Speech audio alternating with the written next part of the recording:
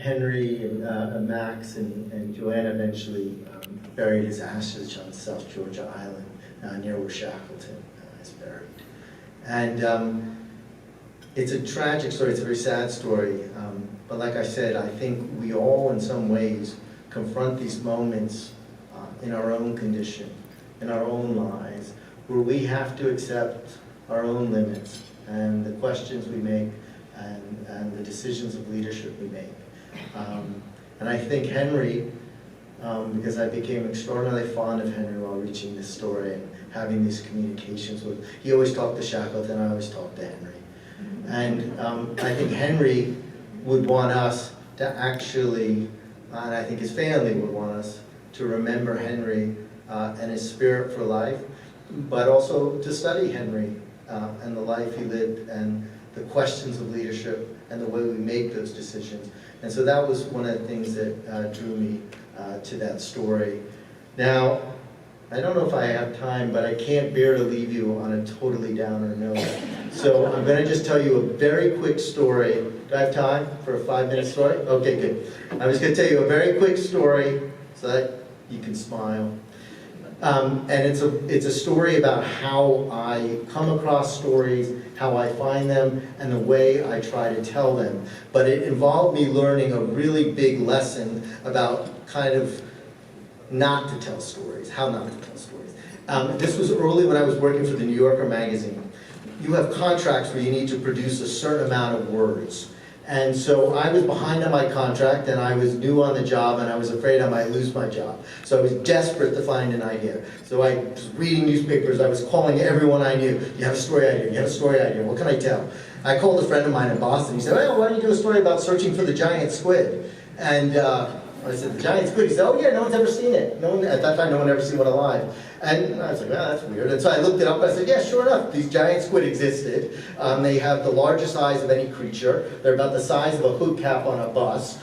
And they have these tentacles that have been measured about 60 feet, although it's probably a bit of an exaggeration, but they are been measured about 30, 32 feet. You probably remember them from like 20,000 Leagues Under the Sea and these images I had. And they knew they existed because dead ones had been seen floating on the surface. And they'd also seen the slash marks from their tentacles on the front of some whales in battle. And so I thought, well, that would be a great story. And then, but I was like, well, how are you going to tell that story? No one's actually seen it alive. And so I was like, well, that kind of kills that story. But I did a little bit of research, and I found out that lo and behold, there are people obsessed with being the first to document. At that time, again, no one had documented one alive, to document one alive, and to be the first. And there have been people who had like taken cameras, and they would stab them into whales to go undersea. They would go down in cages down deep to try to see one. And eventually I found out that there was this Ahab-like squid hunter in New Zealand.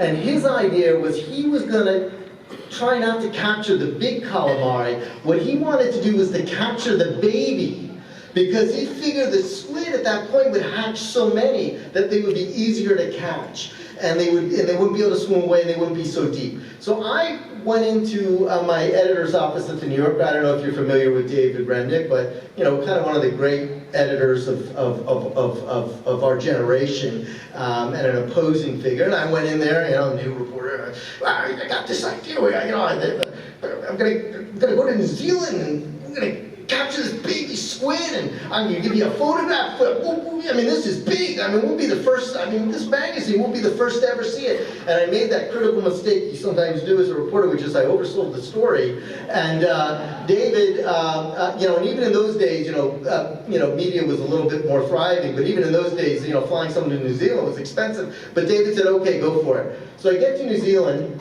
And I am imagining when I get there that I'm going to go out on some kind of Jacques Cousteau boat.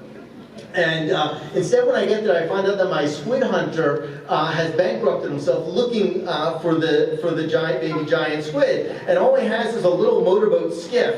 And his only crew is his PhD student who gets seasick, and me. Okay, so then we start getting in the thing, and he says, oh, I have to tell you something, mate. He said, mate, I gotta warn you, there's a wee bit of a typhoon coming our way. And I said, well, that's fine, we'll just wait out the typhoon, right? That's not a big deal. And he said, oh, no, no, no.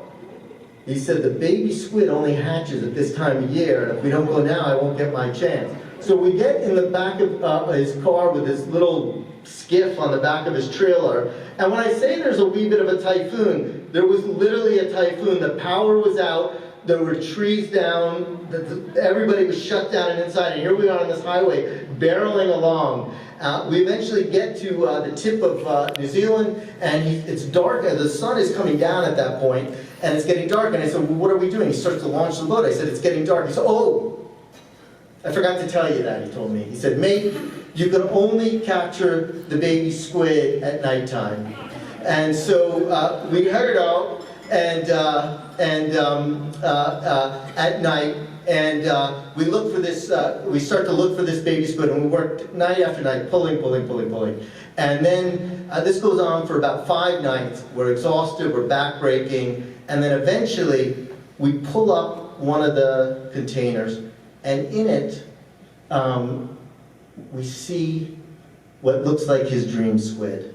And the squid hunter points his eye and he says, Architeuthis, which was the scientific name for the giant squid. But we have to transfer it. And at that point, we are completely exhausted.